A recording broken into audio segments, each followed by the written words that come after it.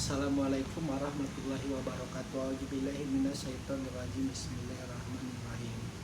Wujuhu yauma izin musfirah. Pada hari itu ada wajah-wajah yang berseri-seri.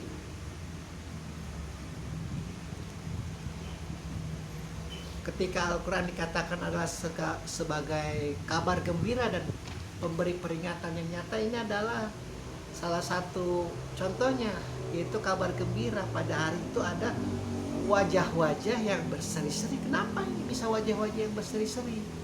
Karena sekali lagi dia mendapat kitab aliyun, kitab sebelah kanan, yang dimana Allah akan mencatat setiap kebaikan dia dari yang paling kecil sampai yang paling besar. Karena manusia itu kan suka lupa. Makanya diajarkan nih di dalam kuliah, engkau ketika melakukan kebaikan, anggap saja engkau seperti membuang sampah. Anggap saja kau seperti sedang membuang kotoran di dalam toilet. Enggak perlu diingat-ingat, nanti Allah yang akan mengingatkan. Apalagi mengharap mendapat balasan, nanti kau sakit sendiri. Aku sudah berbuat baik kepada si fulan, kok balasannya seperti ini, ya karena engkau pamrih. Engkau berbuat baik hanya karena ingin mendapat balasan, dan balasannya manusia lagi, bukan Allah. Hampir 99% manusia di seluruh dunia itu bisa diamini gaya hidupnya, perilakunya, ideologinya pasti seperti itu. Aku kalau berbuat baik sama dia kan ini orang kaya ya, aku berbuat baik, oh ya mungkin nanti kecipratan kekayaannya. Banyak hal-hal seperti itu. Sehingga dia berbuat baik hanya karena kekayaan, karena kecantikan, karena ketampanan, karena kepintaran, karena jabatan, karena apapun, bukan karena manusianya. Makanya Allah wajar kalau murka kepada Rasulnya sendiri, kepada sahabat Rasulnya sendiri.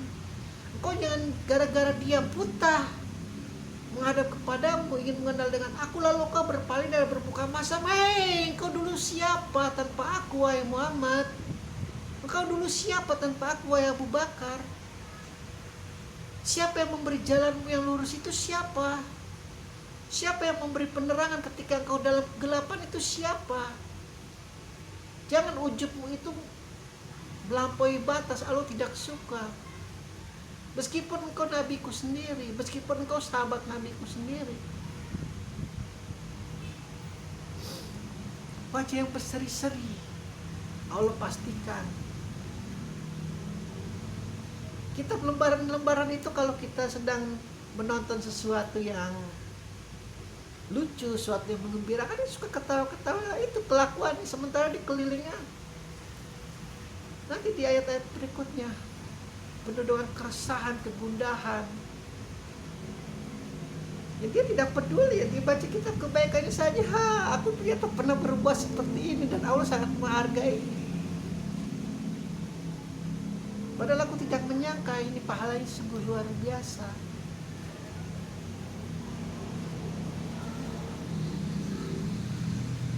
Kalau ingin melihat satu contoh ini, wujud nyata daripada hari itu adalah wajah yang berseri-seri ketika seseorang sedang hari ulang tahun, ketika seseorang atau istrimu atau anakmu kasih kado. Dan kado itu sesuatu yang kira-kira bisa menggembirakan mereka. Atau kalau memang tali ikatan sudah dekat, karena memang kalau tali ikatan sudah dekat tidak peduli lagi tentang kadonya. Dia ingat hari ulang tahunnya saja dia sudah gembira. Seperti itu tuh. Wajahnya berseri-seri, senang. Oh, dia ingat hari ulang tahunku, ingat hari kelahiranku, aku diberi kado. Entah apapun itu kadonya, apalagi kalau kadonya itu sesuatu yang luar biasa. Seperti itu tuh, berkali-kali lipat malah, karena ini akan abadi ini. Ternyata aku termasuk orang yang beruntung dalam Al-Quran. Dan jangan dikira itu hanya untuk orang Islam saja ini. Makanya jangan, yang kebanyakan kegeeran itu ya begitulah kaum agamawan, kaum siapapun itu, entah agama apapun. Seolah-olah suka itu hanya milik agamanya sendiri, hanya milik mazhabnya sendiri. Oh, udah negara ini harus bermazhab ini, mazhab yang lain boleh. tinggal di sini tapi harus menghormati mazhab yang utama di negara. Oh, luar biasa. Itu sungguh-sungguh lanatullah itu yang sedang bermain. Tidak. Kau malah mungkin akan kaget.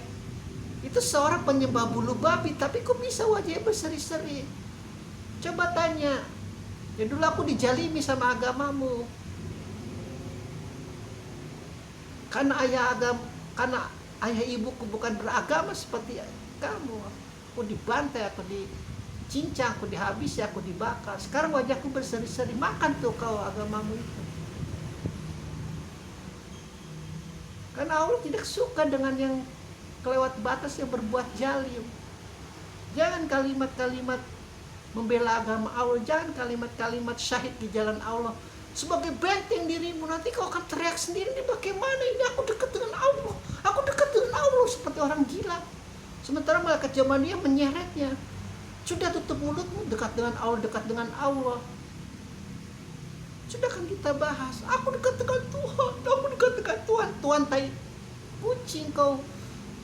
Engkau membunuh orang atas nama Allah, berapa banyak kau kesetanan kau. Sekarang kau harus masuk neraka dulu. Suka tidak suka. Sementara Allah tahu betul apa yang dibalik pembantaian itu. Bukan karena agama sebenarnya engkau.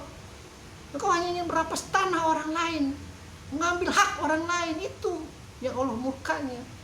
Maka Imam Ali ketika dia ingin memotong leher seorang kafir, tapi diludahi sama orang kafir, berhenti pedangnya di tengah udara.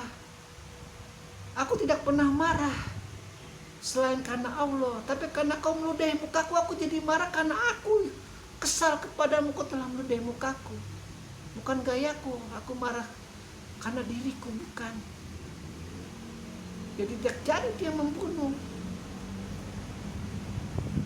Itu kalau kau para syahidah, kalau kau para syahid, kalau kau para mujahidin, bisakah kau berlaku seperti Ali?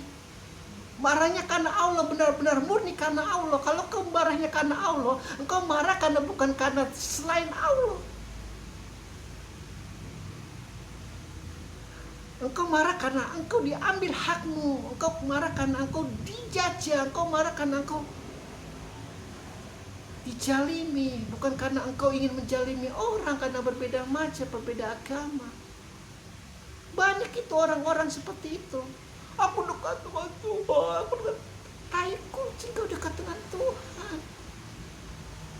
Aku sholat tiap hari, ya sholat tiap hari. Karena kau itu pemimpin partai, karena kau itu ulama, karena kau ustadz. Nggak mungkin kau tidak sholat di depan orang banyak. Kau sholat bukan karena Allah. Kau karena sholat ingin dilihat oleh pengikut-pengikutmu. Aku puasa tiap hari, semua juga tahu. Tapi hati kecilnya, karena Allah karena pengen dihormati, terlihat si bulan terlihat suci sekali, puasa tiap hari. Tapi engkau mengentit duit-duit Baitul Mal. Engkau halalkan segala cara untuk membangun rumah-rumahmu, meninabobokan istri ke-1, ke-2, ke-3, ke-4 dan lain-lain, gundikmu itu. Luar biasa Allah murkanya, hati-hati. Sementara penyembah bulu babi itu berseri-seri, mendapat kitab alihin, mendapat jackpot. Engkau yang merasa dekat dengan Allah, kau masuk neraka.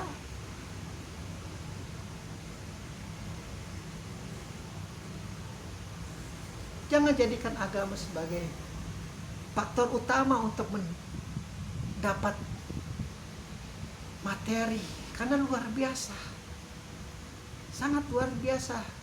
Nanti Allah murkanya sangat luar biasa.